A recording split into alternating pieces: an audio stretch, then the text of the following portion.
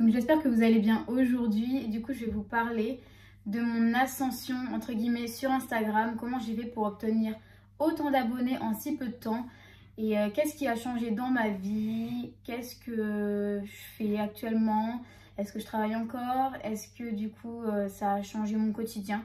Vous me posez pas mal de questions et du coup je trouvais ça cool de vous faire une vidéo YouTube pour vous en parler et comme ça vous allez pouvoir en apprendre un peu plus sur moi.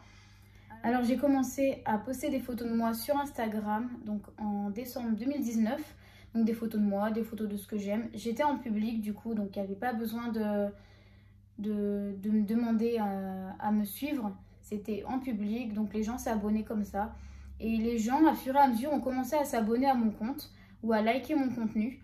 Et voilà, en fait, moi, j'ai pas cherché la célébrité, j'ai pas cherché à être influenceuse. On va dire que c'est venu à moi sans que je fasse quelque chose, tout simplement.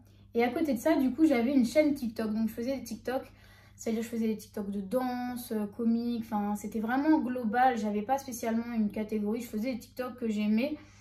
Et je vous avoue que ça a pas mal grimpé aussi. Je devais avoir 11 000 abonnés ou 15 000 en 2 mois. Bon, après, je l'ai supprimé mon compte en mars parce que j'en avais marre. Et voilà, au jour d'aujourd'hui, j'en fais quelques-uns, mais vraiment rarement. Je me suis recréé un compte, je vous avoue que c'est assez addictif. Faire attention, on est à peu près 48 400 abonnés, si je ne me trompe pas. Donc j'ai obtenu cette communauté-là sur Instagram en très peu de temps, sans vraiment, comme je disais, sans vraiment le vouloir. Donc qu'est-ce qui a changé dans ma vie? Donc tout simplement que je collabore avec des marques dont j'ai envie. Je n'accepte pas tous les partenariats parce que je veux proposer à ma communauté des trucs que j'aime ou alors vraiment des trucs utiles. Et voilà, donc je collabore avec des marques. Par exemple, j'ai collaboré avec Le Petit Lunetier, avec Hello Body, avec APM Monaco. Donc ça, c'est ma plus grosse collaboration, dont Chiara Ferragni en est l'égérie. Et plein d'autres marques. Donc voilà, c'est ce qui a changé réellement dans ma vie. On m'a reconnue 2-3 fois à l'extérieur, mais voilà, c'est tout. Et donc aujourd'hui, on est 400 000 abonnés.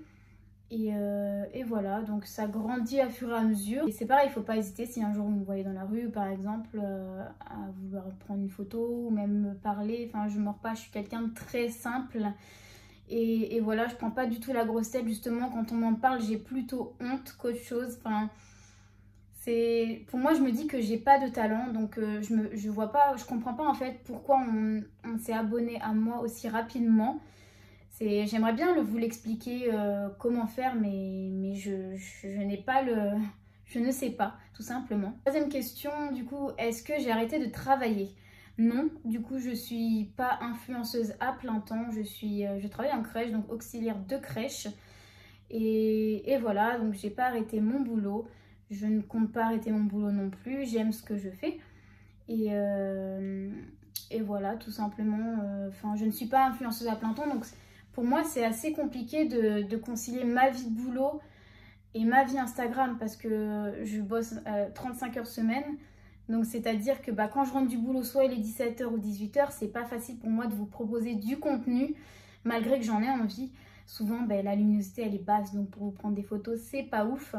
Et pour vous tourner les vidéos YouTube, c'est assez compliqué aussi. J'essaie de concilier les deux. C'est pour ça aussi, je pense, la raison de mon absence de YouTube, c'est vraiment pas facile. Je ne suis pas influenceuse à plein temps comme toutes les influenceuses que vous avez sur Instagram. J'essaie de faire mon mieux. Et voilà, tout simplement. Donc, j'espère que quand même mon contenu vous plaît, ce que je vous propose vous plaît. Je pense que oui, parce que sinon, je pense qu'on m'aurait laissé tomber ou alors on se serait désabonné de moi. Et voilà, donc je vais essayer quand même d'être plus active sur Instagram, sur YouTube et sur Snapchat. Je vais essayer de faire de mon mieux. Et voilà, peut-être aussi vous faire quelques lives, par exemple tous les dimanches, vous faire des lives. Donc, je n'ai pas changé, je reste la même. Et c'est juste que je collabore avec des marques et je m'expose sur Internet. Moi les filles, le conseil que je peux vous donner si vous avez envie de vous exposer sur les réseaux, peu importe quel réseau, restez vous-même, restez simple et naturel comme vous êtes dans la vraie vie.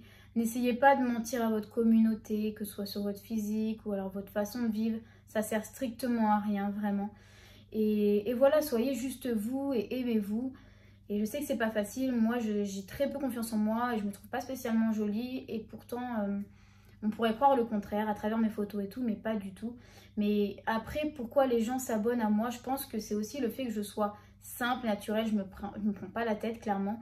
Et voilà, je pense que ça plaît à ma communauté.